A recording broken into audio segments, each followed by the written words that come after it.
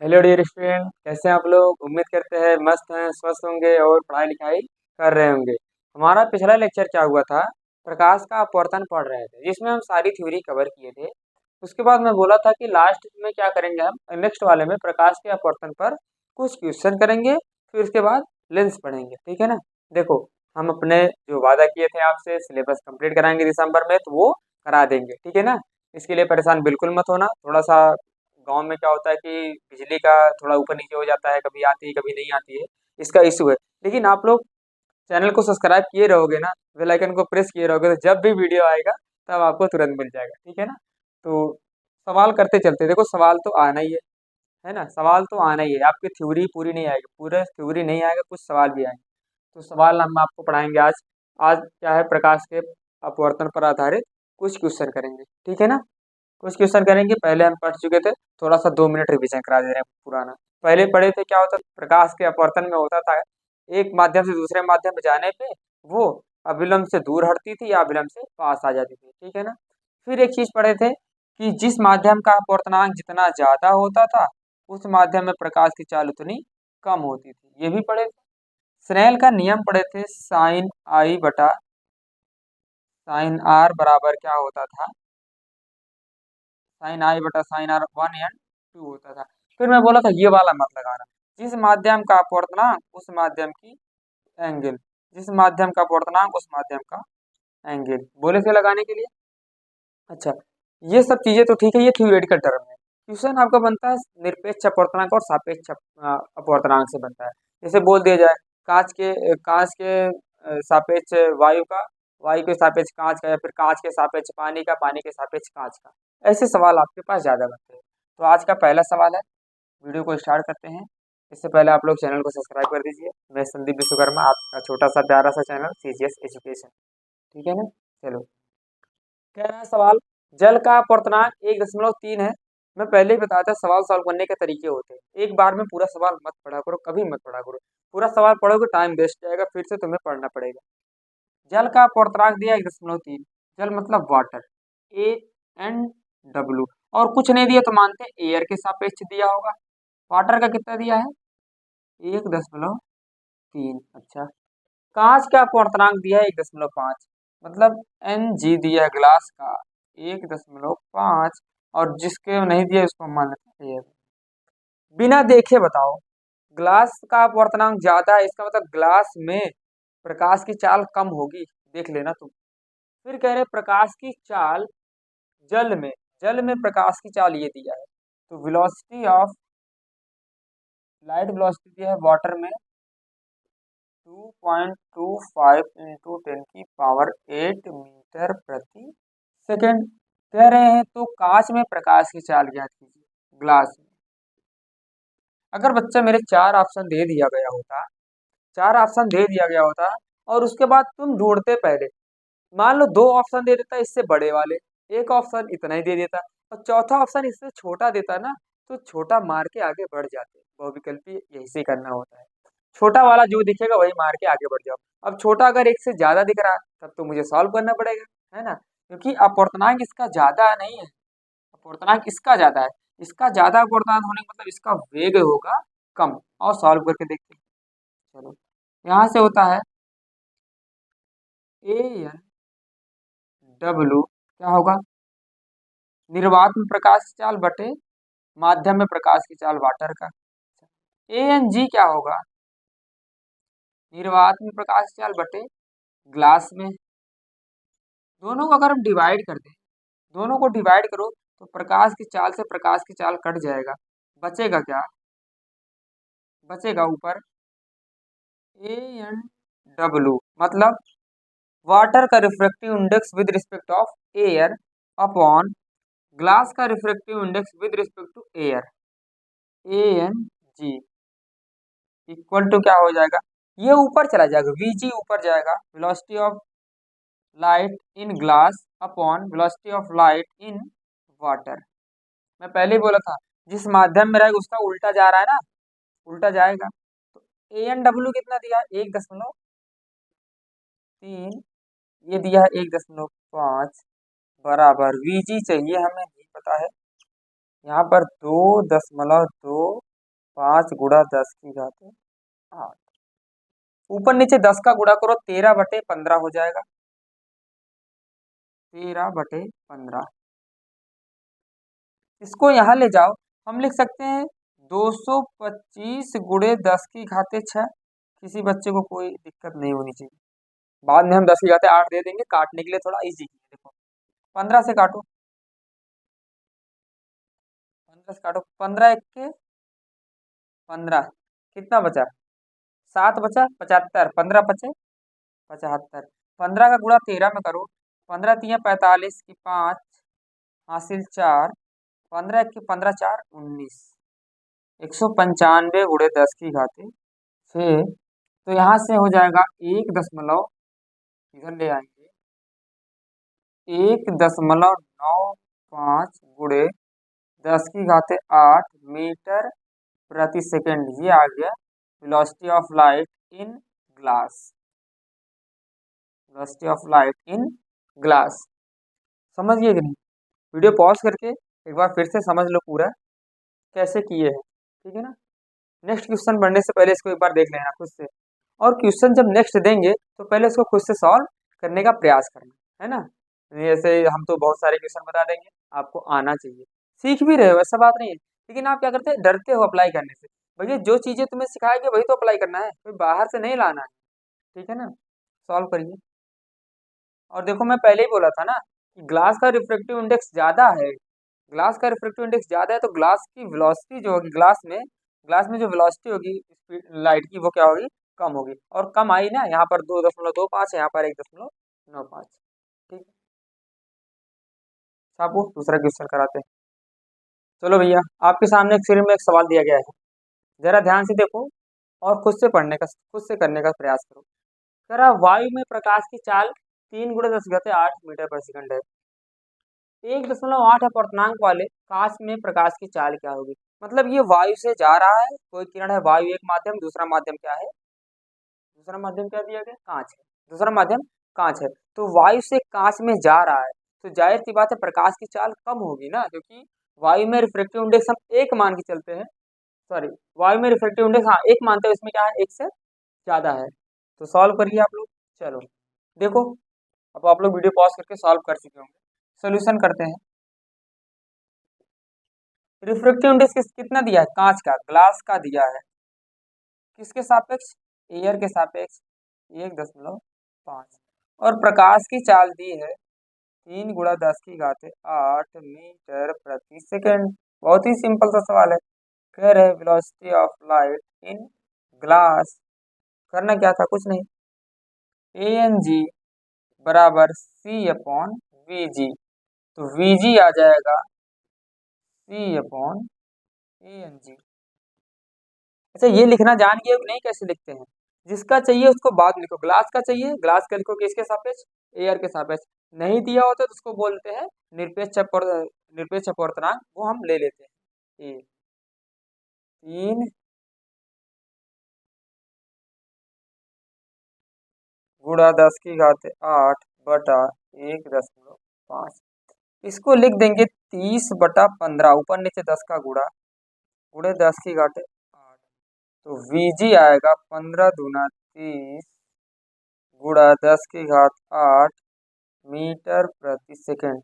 कौन सा ऑप्शन सही है भैया? सेकंड ऑप्शन सही हो जाएगा, सेकंड ऑप्शन सही है। नोट करिए, अगले क्वेश्चन की तरफ बढ़ते हैं। क्वेश्चन नंबर 3 आपके स्क्रीन पे दिया गया है, कह रहे हैं वायु के सापेक्ष जल और कांच का अपवर्तनांक क्रमशः, क्रमशः का मतलब पहले जो दिया गया है वो किसके बारे में दिया गया है? जल के बारे में। और बाद में जो दिया है वो किसके बारे में? कांच के बारे में। किसके सापेक्ष है? दोनों वायु के सापेक्ष है। कह रहा है कांच का जल के सापेक्ष अपवर्तनांक कितना होगा? वीडियो पॉज करिए और सॉल्व करिए, ठीक है ना।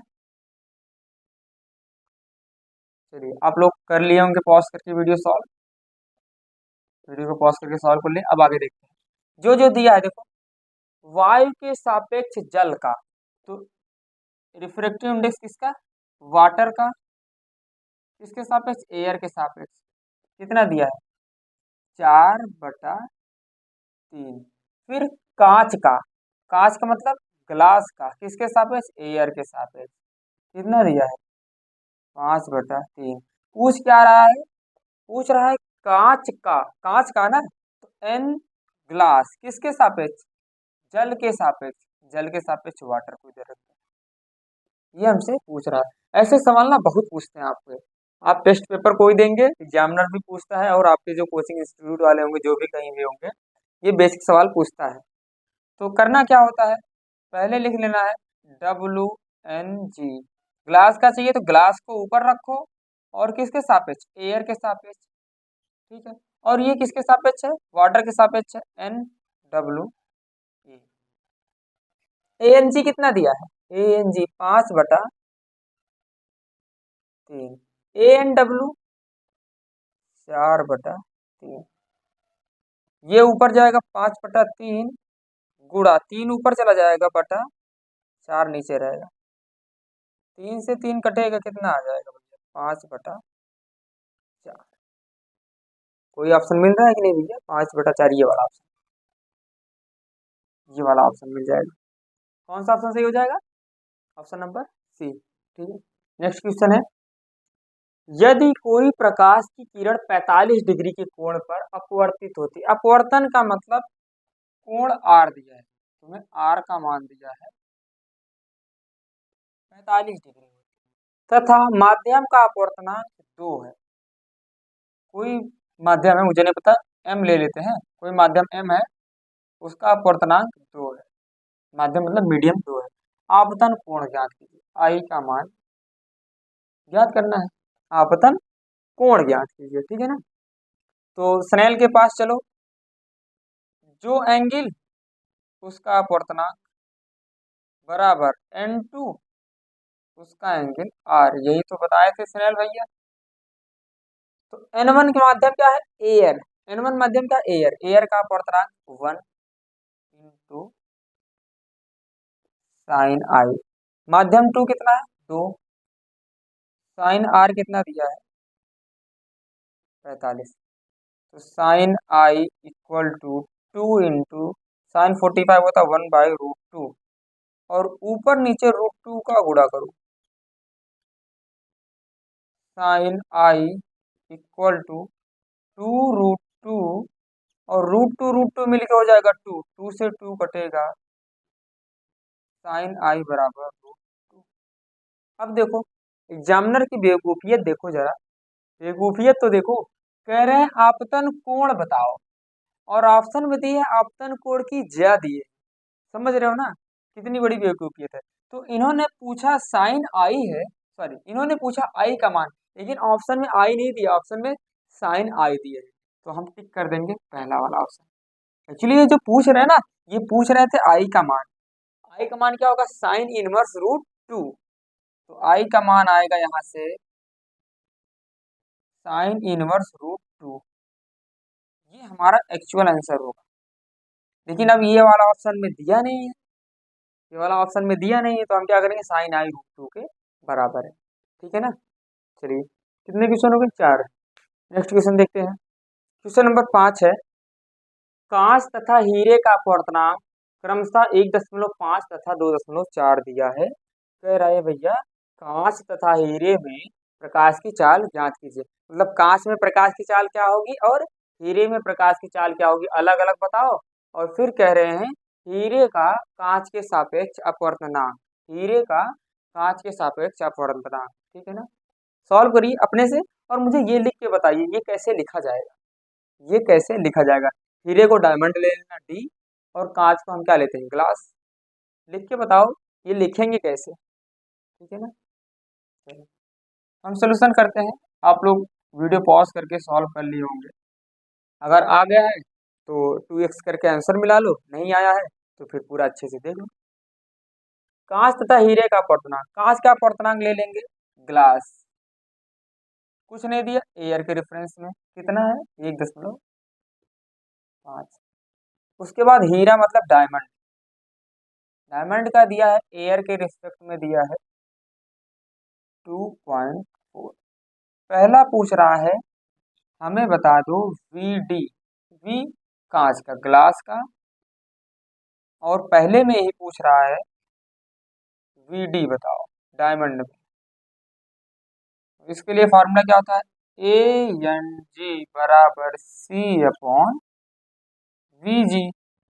वी जी क्या हो जाएगा, सी अपॉन ए एन जी। प्रकाश की चाल 3 × 10⁻8 ए एन जी 1.5।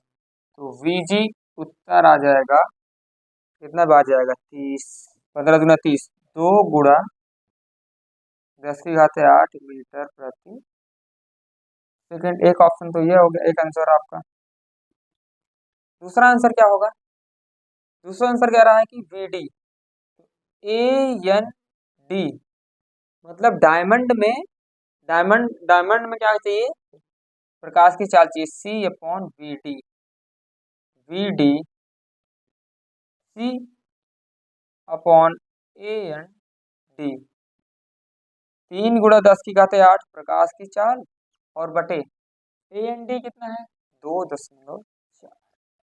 इसको लिखेंगे 30/24, ऊपर नीचे 10 का गुणा 10⁸। 6 × 4 = 24, 6×5 = 30। तो velocity of light in diamond कितना होगा, 5/4। 5/4 को भाग दोगे, 4×1 = 4, 1 बचा 10, 4×2 = 8, 2 बचा 20 और 5 = 20, 10⁸ मीटर प्रति सेकंड। 10⁸ मीटर प्रति सेकंड। दूसरा कह रहा हीरे का कांच के सापेक्ष अपवर्तनांक। दूसरा है हीरे के सापेक्ष, तो किसका है, कांच, हीरे का चाहिए, हीरे का चाहिए मुझे, हीरे का चाहिए। तो एन डी किसके सापेक्ष, कांच के सापेक्ष। तो कांच को आगे रखो, ग्लास को। डायमंड का चाहिए, ए एन डी बटा ए एन जी। डायमंड का कितना है, 2.4 बटा ग्लास का 1.5।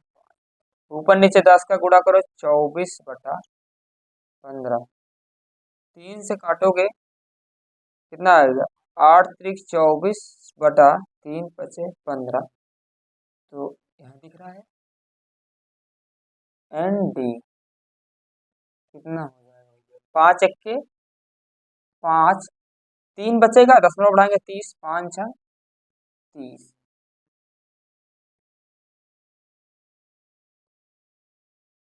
अच्छा, जब हम थ्योरी पढ़ा रहे थे एक चीज मिस हो गई थी, उसको सुन लो।